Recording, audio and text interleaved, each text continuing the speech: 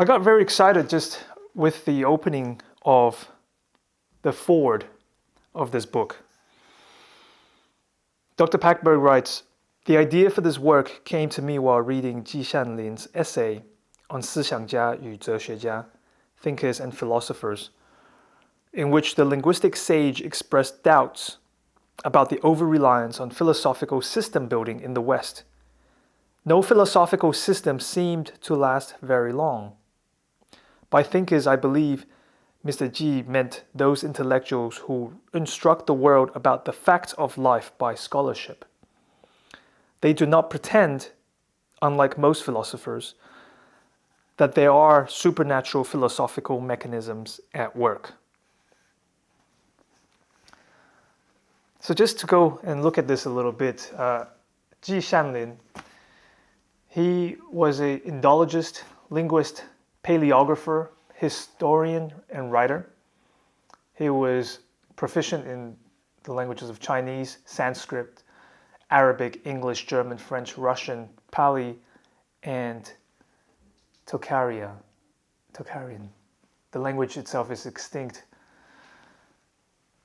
And for me, this just really shows already in terms of the Eurocentric nature of a lot of the Western philosophers and thinkers that we hold in such a high regard. And when we think about decolonial aspects, one quickly understands how so much theft, intellectual theft, happens with Western intellectualism, and looking at so much of the knowledge that was stolen from the Arabic world or from the Chinese world, even indigenous world, and then it's appropriated and the links are severed and names are Western names are assigned to these knowledges. So it's very important to think about this in terms of when you have a Chinese scholar that is actually proficient in the Western languages. But how often is that the case the other way around? Continuing in the book, he writes, "Philosophers use the philosophical approach to knowledge by means of logical arguments preceding a sound conclusion. Germany, where Mr. Ji has spent 10 years of his life, is a country for philosophers. It had institutionalized philosophy and nurtured the philosophical approach to thinking early on in its history as the only other way, besides the scientific way, to seek knowledge and to prosper. All other ways, in particular the sagacious approach to thinking that relies on self-cultivation and wisdom through experience, had been condemned or neglected. Germany had not cultivated any meaningful concept for sages or sagehood that would have been foundational for sagely traditions such as Confucianism, Buddhism, Taoism, or Hinduism. As a result, Germany historically lacked the sages, or in German, die Weisen."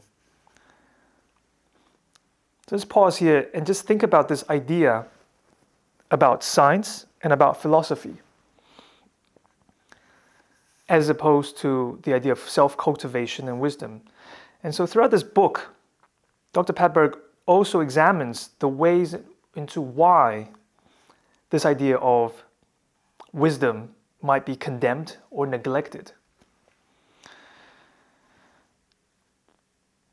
He continues, "Mr. Ji concluded that philosophers will be philosophers, but that more attention should be paid to non-philosophical thinkers in the future. I have undertaken in this book, with the silent encouragement of my patrons and teachers, to take a step in that direction and studied the sages, in particular the Shengren, in the German context. To draw a historical analogy, when Christopher Columbus searched for India, based on his preconceptions, he erroneously called the natives he found in North America Indians. For hundreds of years now, German philosophers and missionaries, based on their expectations, have christened Confucius and the Shengren of China all kinds of wrong names, such as die Philosophen, that's the philosophers, or die Heiligen, the saints, die Göttlichen, godlike.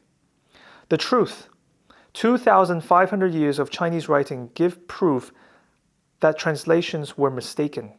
The removal of the Shengren from European public mind, and by extension from world history, is by far the greatest historical blunder of all Asian studies to this day. And this study is about how it all happened. So, just as the back of the book promises that this is a game changer for this book, because I think it's important to, when we understand or examine a subject, how do you know? This question of there is no such thing as a meta-language that Jacques Lacan also explores. How do you explore a language when you only have the language itself to talk about itself? Sure, the idea of that there is no meta-language, that there is no language outside of language. I suppose the next best thing is having a different language, a different culture, a different structural system of interacting with the world to examine ourselves. But this Eurocentrism, this narcissistic love of the West has broken, severed this ability to really compare and share cultures and share experiences so that we can have a better understanding of the world.